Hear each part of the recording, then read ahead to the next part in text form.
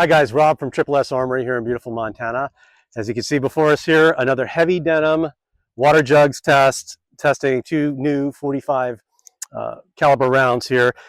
Today is going to be the battle of the polymer tip rounds. So we have the 4 layers of heavy denim at the front of our water jugs here, and if you've watched any of our previous videos, you've seen that has given fits to a lot of the jacketed hollow point ammo that we fired through it, with the exception of Federal HST.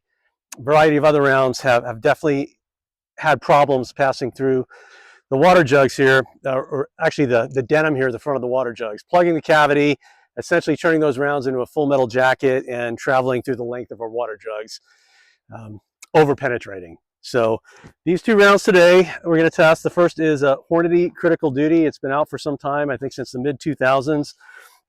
It is a 220 grain bullet. It's plus P. And according to the box, the muzzle velocity is 990 from the muzzle. And we'll get an up-close look at this round. We look at the polymer tip in the hollow point on here. Nice jacketed hollow point. And we'll see how that does through our heavy denim test.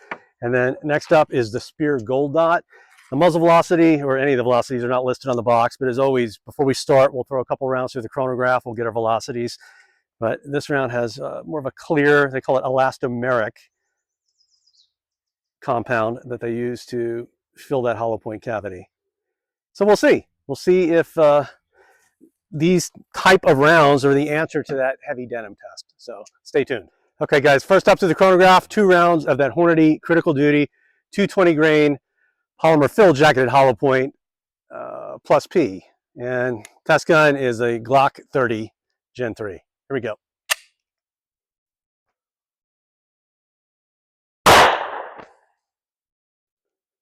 $993.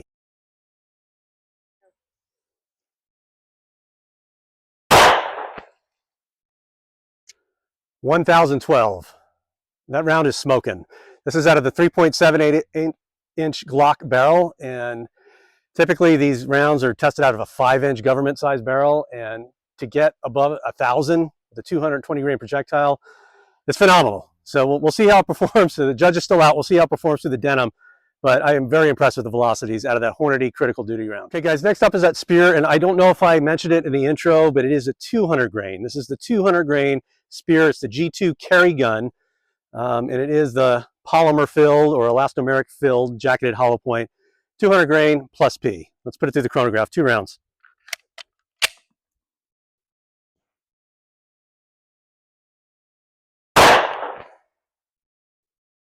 $1,000 even.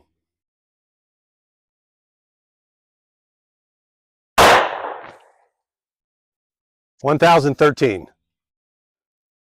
Okay guys, first up into the water jugs and 4 layers of heavy denim is that Hornady Critical Duty 220 grain jacketed hollow point. Here we go.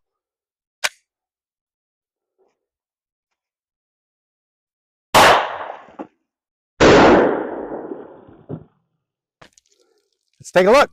Okay guys, let's take a look. I haven't touched anything yet. Our denim is on the deck here. Obvious pass through on this guy.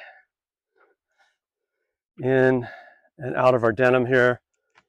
I believe this was, yes, with the tape on, is water jug number 1. In and out, large hole out the back. Number 2 is on the ground over here. In and out of number 2.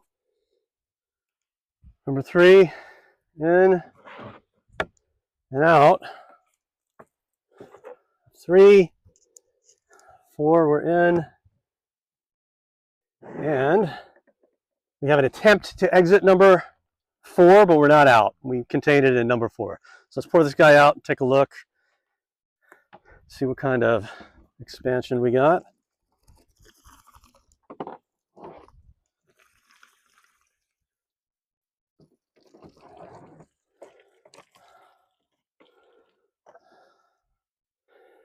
And here's a Hornady 220 grain Critical Duty 45 caliber plus B. And 4 layers of heavy denim into the 4th jug. Not massive expansion, but certainly adequate expansion. So good job, Hornady. Next up, Speer. Okay, guys, next up is the Speer G2, 200 grain, jacketed hollow point plus P. We'll see how this guy does through the 4 layers of heavy denim and the jugs out of the Glock 30. Here we go.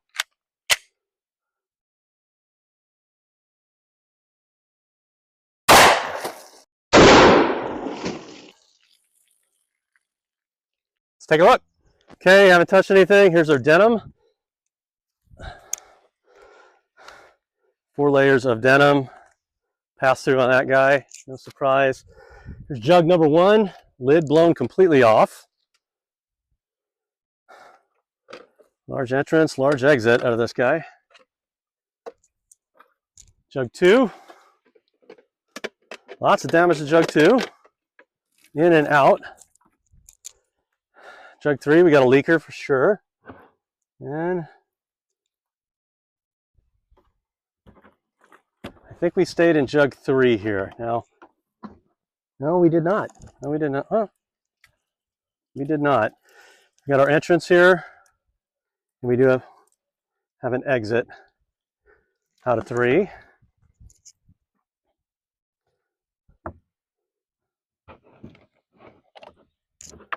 And we did not capture our round. We have a big dent in number 4. But no round rattling around in there, so assuming we skipped off to the side. Let me just make sure we didn't. Oh, you know what? I take that back. We captured it in 3. We sure did. We definitely put a crack into jug 4 here. We have a little water leakage there. Nothing out of the back, obviously. Almost made it into jug 4 there.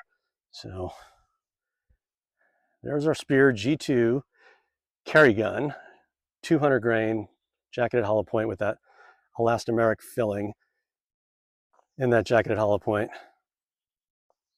Phenomenal job, Speer. Okay, guys, as always, we'll get our retained weights and measurements on the calipers on these guys. But I have to say, after testing a slew of 45 caliber ammo plus P ammo against that heavy denim, these guys really impressed me, both these rounds. The velocities were good, a little better out of that critical duty, a lot better out of that critical duty. I was really impressed with that. And the gold dot was no slouch itself. You know, heavy denim, that elastomer or polymer filling in the cavity, in the hollow point cavity, really does make the difference. And they don't overpenetrate. You know, we got into 3rd, almost the 4th water jug with the Speer gold dot, and into the 4th water jug with the critical duty. You know, in comparison to ballistics gel, 16, 17 inches of penetration, that's within that sweet spot. So in those regards, these rounds perform great. So critical duty, we'll test it for retained weight here. So we started out at 220 grains, and our remaining weight is 217.8, and we lost that polymer filling, the red polymer filling.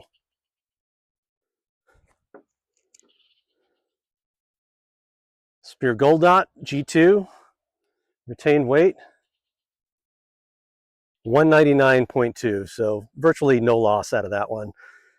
Probably just that elastomeric filling. Now we'll get the size out of these guys here. So first up is that Hornady critical duty. We're coming in expanded size at 6.14. 6.14, we'll get another measurement here. 6.27, and we'll do one more. 6.31. Hornady critical duty. And we can see just by looking at comparison with the Speer, it looks like we got more expansion out of that Speer G2 round. But we'll put it onto the calipers and see what we see.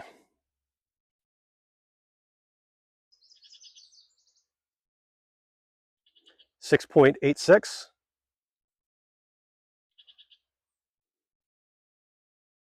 Yeah. 7.3. And one more. Come on, baby. 7.1. So you may have noticed some other folks, some other YouTubers doing a test with the heavy clothing barrier, and they use the FBI's heavy clothing barrier. What does that consist of? And how is it different from ours here?